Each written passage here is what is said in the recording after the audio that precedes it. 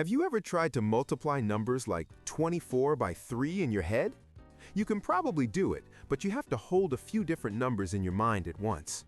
What about 42 by 4 or 25 by 6?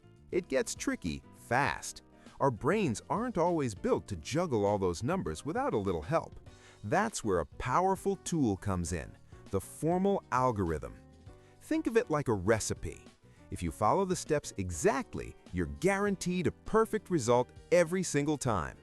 It's a written, step-by-step process that takes the guesswork out of multiplication. The most common recipe is called the column method. Let's try it with an easy one, 32 times 4. First, you write the 32, and then you place the 4 directly underneath the 2. The key is to align the columns. Ones should be under ones, tens under tens.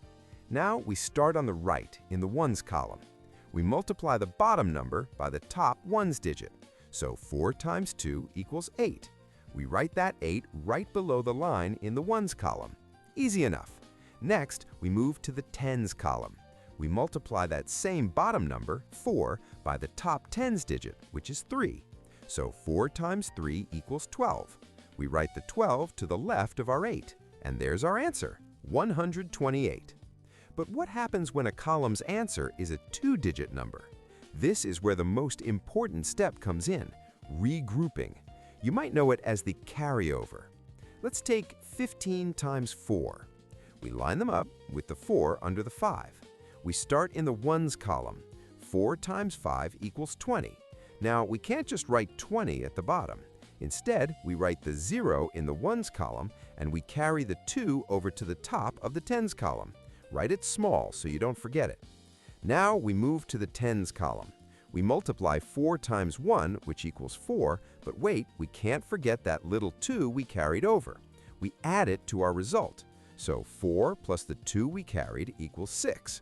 We write the 6 in the tens column. Our final answer is 60. And here is the golden rule you must never forget. Always multiply before you add the carryover digit. In that last step, it was 4 times 1 first, then add 2, not the other way around.